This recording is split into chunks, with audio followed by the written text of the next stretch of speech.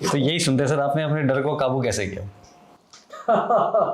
यार वो तो मैं हम्बल बन रहा था, डर मुझे लगे ही नहीं ज्यादा कभी। वही कह रहा था, मैंने कहा डर लगा सर, और क्या था डर? एक ही बार फंसा था मैं जाम्बिया में, वो मैं पहले बता चुका हूँ। यार मेरे को लगता था कि यार ये कौन सी बड़ी बात है, क्योंकि मेरे को तो बहुत अच्छा लगता था कि हर दिन मैं कैंप कर रहा हूँ।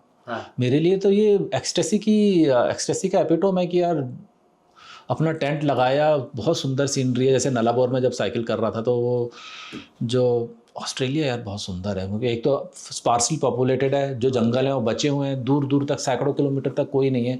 ऑस्ट्रेलिया में कुछ ऐसे पैचेज हैं जहाँ पे रेडियो की फ्रीक्वेंसी लिखी हुई है, क्योंकि यहाँ मोबाइल कनेक्टिविटी नहीं, तो हर गाड़ी में रेडियो है, हर फार्म पे रेडियो है। वहाँ पे 10-10 हज़ार एकड़ के फार्म होते हैं, 5,000 तो कम से कम है, उसके अंदर नीचे वायबल नहीं है फार्मिंग।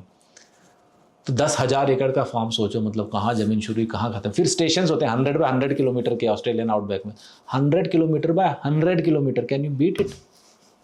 वहाँ एक फैमिली अकेले रह रही है, तो उसका एकमात्र कम्युनिकेशन HX सेट होता है, तो वहाँ पे रेडियो फ्रीक्वेंसी लिखी रहती है, in case of emergency contact this frequency, क्योंकि सारे फार्म उस फ्रीक्वेंसी पे हैं, तो कोई ना कोई आपका कम्युनिकेशन कैच कर लेगा तो मदद करने शायद आ जाए। तो जो कैंपिंग होती थी वहाँ पे इतनी सुंदर होती थी। एक नलाबोर डेजर्ट जो है वहाँ 1600 किलोमीटर का, बहुत सारी कहानियाँ मैं नहीं सुनाते, पहले बहुत बार सुना चुका हूँ, इसके कारण मेरे पुराने पॉडकास्ट भी देख लेंगे लोग।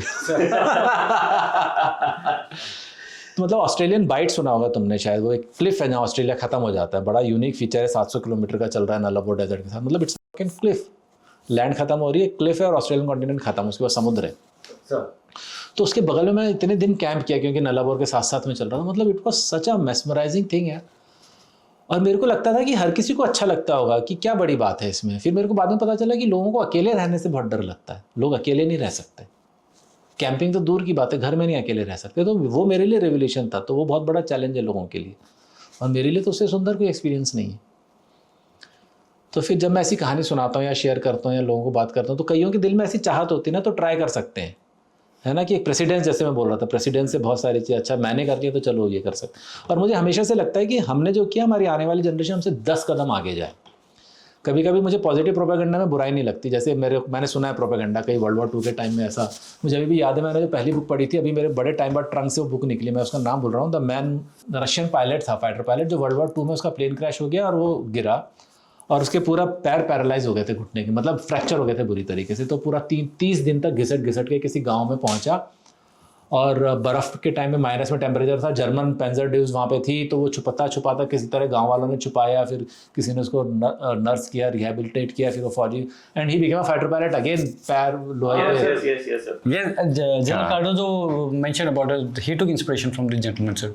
तो And again, he got shot. हाँ, तो जब मैंने उसका पढ़ा तो मेरे को स्विमिंग का क्योंकि बहुत शौक था, तो सर्दियों में नवंबर वगैरह में बहुत ठंड हो जाती थी, समुद्र बोल रहा हूँ, स्विमिंग पूल के पानी से ऐसे धुआं उठा करता था, ठंडे पानी से उठता है ना, देखा है धुआं। तो मैं सोचा था सर्दी में स्विमिंग करने कौन जाएगा, फिर मेरे को बंदा याद आता था, मैंने बोला साला वो बर्फ में घिसट घिसट के जा रहा था, भले ही उसने 5 दिन घिसटा हो, वो उन्होंने तो बता दिया 1 महीने, हमारे दिमाग में तो वो बेंचमार्क 1 महीना बन गया कि उसने कर लिया तो मतलब मैं उससे भी ज़्यादा आगे करूँगा, है। तो मतलब वो इंस्पिरेशन से हम जाया करते थे सर्दियों में, दिसंबर तक जब तक स्विमिंग पूल खुला रहता था, कितना ही ठंडा पानी हो, साला मैं स्विमिंग करने जाया करता था कि कोई नहीं, हम साले स्विमिंग करेंगे ठंडे पानी में।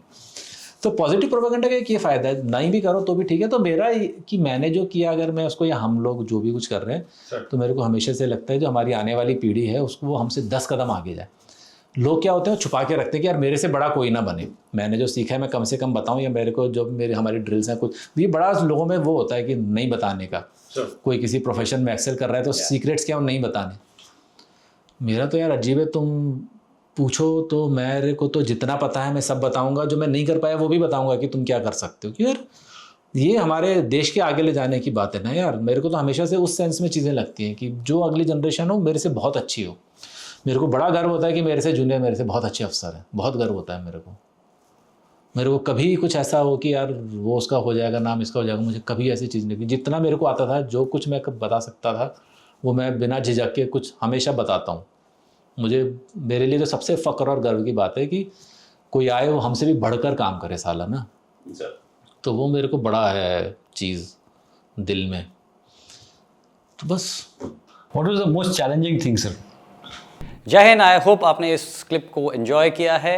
अगर आप ये फुल पॉडकास्ट देखना चाहते हैं तो उसका लिंक डिस्क्रिप्शन में दिया गया है, और इसी प्रकार के हमारे गैलेंट रियल लाइफ हीरोज़ के अगर पॉडकास्ट आप देखना चाहते हैं तो आप हमारे main channel monks and warriors by colonel Kaushal Kashyap checkout कर सकते हैं। जय हिंद।